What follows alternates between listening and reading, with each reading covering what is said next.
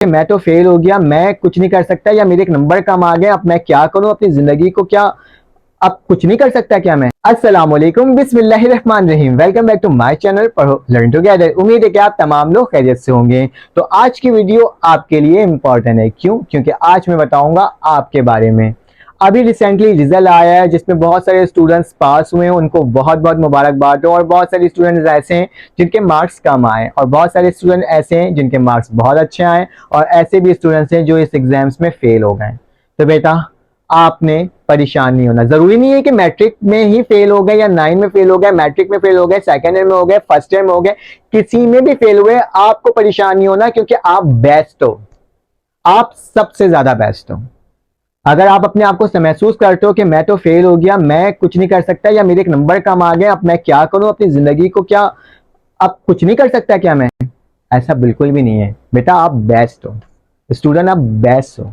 पता है आपको, आपको परेशान नहीं होना। अगर आप फेल हुए हो ना, अगर आपको बहुत सारे लोग बहुत ज्यादा दबाव डाल रहे हैं, आपके ऊपर प्रेशर डाल रहे हैं, और आपको कह रहे हैं कि मैंने तो आपके लिए इतना फीस जमा की, मैं अगर आपके पेरेंट्स आपके ऊपर वो प्रेशर डाल रहे हैं और कह रहे हैं कि मैंने तो आपके लिए इतना फीस जमा की, मैंने वो किया आपके लिए, वो किया, तुम्हारा रिजल्ट क्या आया?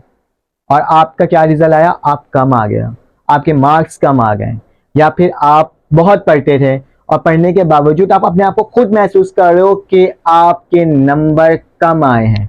अगर ऐसा महसूस कर रहे हो ना आप, और आपको ऐसा लग रहा है कि हाँ मेरे नंबर कम आए हैं, मैंने मेहनत किया, या फिर आप एक किनारे में बैठ के कॉर्नर में बैठ करके रो रहे हो और ये महसूस हो रहा है, या आपको दिल दिमाग अच्छा नहीं लग रहा, खाना खाने का दिल नहीं कर रहा, हो सकता है कि आपको सिर्फ 3 दिन या 2 दिन ऐसा लगे, और फिर आप उसके बाद रिलैक्स हो जाओ, और फिर क्या हो जाए, आपकी ज़िंदगी फिर से नॉर्मल हो जाए। ठीक है? तो ये मत समझना कि आप बहुत ज़्यादा क्या हो, अपने आप को डिप्रेशन में ले आओ। अपने आप को ये समझो कि भाई अब तो मैंने क्या किया, मैं फेल हो गया, या मेरे नंबर कम आ गया, अब मेरे साथ कुछ भी नहीं हो सकता। मुझे सब कह रहे हैं, कोई मुझे डांट रहा है, मुझे कोई कुछ बोल रहा है, मुझे पता नहीं क्या क्या बोल रहा है, मैं क्या करूँ, क्या मैं क्या कर सकता हूँ? तो बेटा, आपने परेशान नहीं होना, हम है ना आपके लिए। तमाम लेक्चर प्रोवाइड करते हैं ना, तो आपने क्या करना है, आपने शुरू से पढ़ना है। ठीक है? आपने कोशिश करना है। अगर आपको एक बात बताता हूँ, ठीक है, एक एक बच्चा है, ठीक है, जो कि क्या है, जो कि जिसे कुछ नहीं मालूम, इस दुनिया में कोई भी आता है, इस दुनिया में जब भी कोई इंसान आता है एज अ उसके यहाँ पे बर्थ होती है, तो क्या होता है, उसे कुछ नहीं मालूम होता ना, उसको कुछ नहीं मालूम होता। जैसे माँ बाप उसे ट्रीट करते हैं, जैसे माँ बाप उसका एटमॉस्फेयर उसे दिखता है, जो लैंग्वेज होती है, अगर वो अमेरिका में पैदा होता है तो वो इंग्लिश बोलता है, अगर वो पाकिस्तान में पैदा होता है तो वो उर्दू बोलता है, अगर वो इंडिया में पैदा होता है तो क्या बोलता है, वो हिंदी बोलते हैं, या फिर वो बांग्लादेश में पैदा होता है तो वो बंगाली बोलता है। ठीक है? ये तमाम वर्डिंग वो कहाँ से सीखता है? जब उसके ऊपर प्रेशर आता है, जब वो एक छोटी सी नन्ही सी जान होती है, वो सुन रहा होता है तमाम एटमॉस्फेयर में, वो बहुत परेशान होता है, उसको समझ नहीं आता कुछ भी। लेकिन क्या होता है, वक्त के साथ साथ क्या होता है, वो सीखते चला जाता है, सीखते चला जाता है, और इन द एंड क्या होता है, वो चीज़ बोलना स्टार्ट कर देता है, उर्दू बोलता है, या इंग्लिश बोलता है, या फिर बंगाली बोलता है, या फिर हिंदी बोलता है, कुछ भी बोलता है। लेकिन वो क्या करता है, बोलना सीखता है ना, कैसे सीखता है? जब उसके ऊपर प्रेशर पड़ता है, जब उसके ऊपर क्या होता है, जब उसके ऊपर कोई चीज़ बर्डन आके पड़ता है। तो बेटा, अगर आपके नंबर्स कम आए हो ना, तो मैं यकीन के साथ कहता हूँ कि आपके ऊपर भी प्रेशर पड़ा होगा, आपके ऊपर प्रेशर पड़ा होगा आपके एग्जाम्स पे। आपके जब वो नंबर देखा होगा, आपने अपने दोस्तों को देखा होगा, उसके मार्क्स ज़्यादा आए होंगे और आपके अच्छे मार्क्स नहीं आए होंगे, और आप परेशान हो गए होगे, और आप कह रहे होगे मैं कैसे नंबर लेकर आऊँ। तो बेटा, आपने बताएं क्या करना है?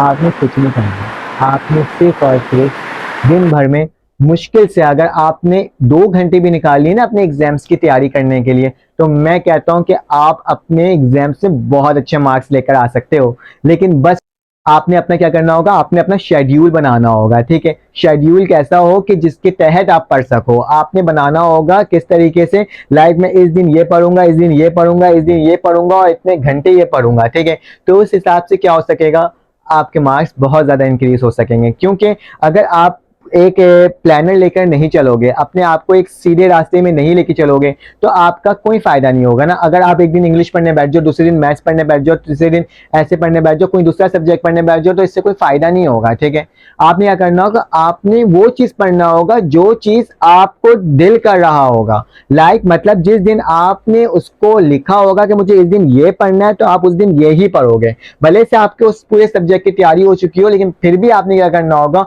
उसकी ही प्रैक्टिस करना होगा।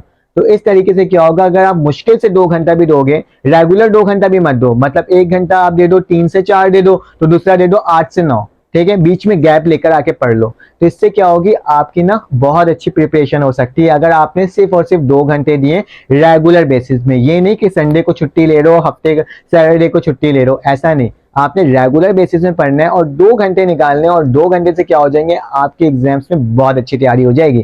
तो आपने 2 घंटे निकालने और इस तरह से आपने तैयारी करनी है। अगर कोई भी प्रॉब्लम है तो कमेंट करके जरूर बताना, ताकि मैं क्या कर सकूं, आपके तमाम प्रॉब्लम्स को दूर कर सकूं। तो अपना ख्याल रखना, अपने एक का ख्याल रखना, दुआओं में याद रखना। फिर आपसे मुलाकात होगी एक न्यू वीडियो में।